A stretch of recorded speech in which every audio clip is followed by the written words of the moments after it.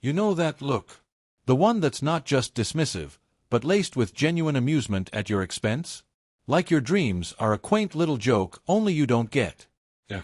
Sarah mastered that look, especially when it came to my work. Back then, I was building something different. Not the sleek corporate ladder she climbed in her sharp suits and her world of boardroom deals. Mine was quieter. Online. Niche. To her, it was cute. A hobby. Playing on the computer, she'd call it. That little smirk playing on her lips at dinner parties when someone asked what I did. "Oh, he's online," she'd say, the emphasis dripping with condescension, a silent bless his heart hanging in the air. Her friends would chuckle politely. I'd shrink a little inside, the late nights, the complex problems I solved, the very real income starting to flow, all reduced to a punchline in her narrative of success. Her reality was corner offices and six-figure bonuses. Mine, in her eyes, was less. Much less. The laughter wasn't just hurtful, it was corrosive. It seeped into my own doubts on the worst days. When she left, that laughter was part of the soundtrack. "Chasing pixels," she scoffed, one of her final barbs as she walked out the door towards what she was sure was a brighter, realer future. A future paved with her kind of success. I watched her go, the sting of her ridicule fresh, but underneath it, something else sparked. Cold determination. Fine. Let her laugh. Let them all laugh. I buried myself in it. The cute job. The online play. While she was schmoozing at high-powered events, I was deep in code, building systems, forging connections she couldn't even comprehend. My world wasn't loud. It was vast, interconnected, and growing exponentially, silently, beneath the radar of her real world. The income wasn't just steady, it became a torrent. Freedom replaced the grind. Control replaced the corporate politics. But I said nothing. Let her believe the narrative she'd crafted. Then, the shift.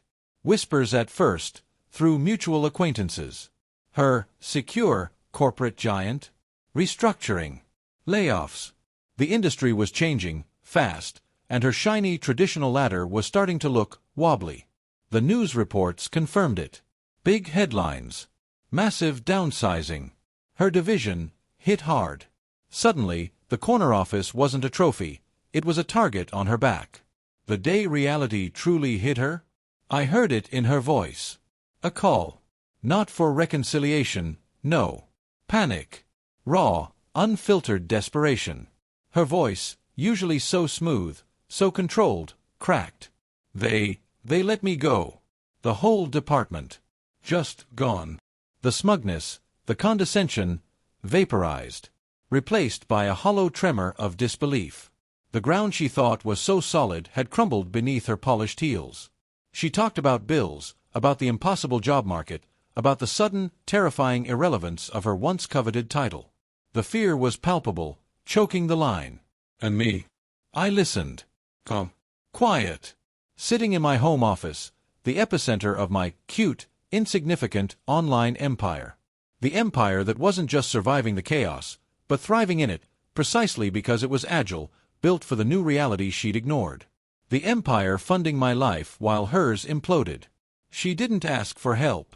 Pride, maybe. Shame, definitely. But the unspoken question screamed through the silence. How are you? Are you okay? The man whose job she'd mocked for years. I didn't gloat. I didn't remind her of the laughter, the dinner parties, the condescending, "Oh, he's online." I didn't need to. The sheer, crushing weight of her own situation was doing all the talking. The tables hadn't just turned, they'd flipped with brutal, poetic force. Her reality, the one she used to belittle mine, had just sucker-punched her into oblivion. The security she prized? An illusion. The status she flaunted? Dust. "I'm sorry to hear that, Sarah," I said finally, my voice level, devoid of the anger she probably expected. Just neutral. Detached. That sounds incredibly difficult. The silence on the other end was deafening. It was the sound of her worldview shattering. The sound of her realizing, far too late, that the joke hadn't been on me at all. The reality that hit her hardest wasn't just losing her job. It was realizing she'd laughed at the wrong future. I hung up. No triumph, no grand speech. Just the quiet hum of my servers, the steady stream of notifications from the business she'd never understood. The silence after the click wasn't emptiness. It was peace. And the faintest, coldest echo of justice served ice-cold. She'd laughed at my job. Now, reality was laughing at hers. And the punchline? It was finally mine.